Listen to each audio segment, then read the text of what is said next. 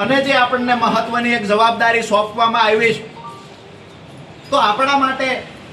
ખુશીની વાત તો એ છે કે હું જાહેર જીવનમાં જ પાણીના પ્રશ્નને લઈને આવેલો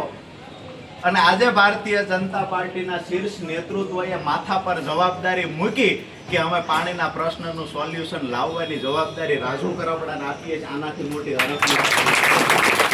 ત્યારે ભારતીય જનતા પાર્ટીના જિલ્લા પ્રમુખ હાર્દિકભાઈ ટમાલિયા હોય, પૂર્વ મહામંત્રી હોય હિતેન્દ્રસિંહ, હાલ મહામંત્રી અનિરુદ્ધભાઈ હોય, પ્રદેશ પ્રમુખ હોય વિશ્વકર્મા સાહેબ જયેશભાઈ હોય,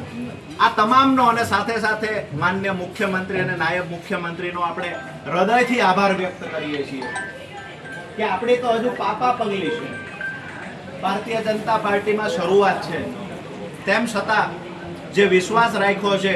આ વિશ્વાસમાં ખરા ઉતરવાની પણ અહીંયાથી આજે આપણે એમને ખાતરી આપીએ છીએ. અહીંયા ચાર્જ આજે સંભાળવાનો છે ખબર પડતાની સાથે જે સ્વયંભૂ ખૂબ મોટી સંખ્યામાં ખેડૂતો ઉપસ્થિત રહ્યા છે. બીજી રાજકીય પાર્ટીઓ, અન્ય રાજકીય પાર્ટીના લોકો કાયમ રાજુ કરપડાને ખરાબ ચિતરવાના સોશિયલ મીડિયાના માધ્યમથી પ્રયત્ન કરે છે. એને આજ તમે બધાએ ગાલ પર તમાચો માર્યો છે. રાજુ કરપડા તો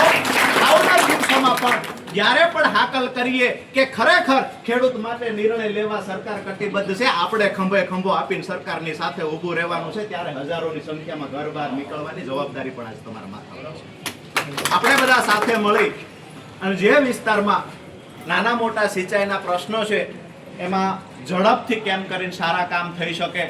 688 જેટલા તળાવ અને ચેકડેમ આ સિંચાઈ સમિતિની અંડરમાં આવે છે. તો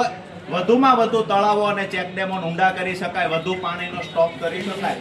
અને વધારે ખેડૂતના ખેતર સુધી પાણી પહોંચાડી શકાય.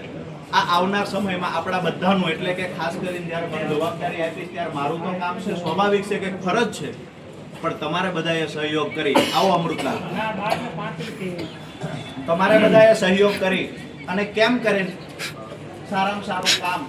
આપણે આપણા સમયગાળા દરમિયાન કરી શકીએ અને ભગવાન આપણને શક્તિ આપે કે જે કોઈ નાની મોટી અડચણ કે આવરણ આવતા હોય તો એમાંથી સમાધાન લાવી અને વધુમાં વધુ મારા ખેડૂતના ખેતર સુધી પાણી પુગાડીશ તો કાલે આવનાર સમયમાં મારી આવનારી પેઢીને પણ ખેડૂતો યાદ કરતા હશે.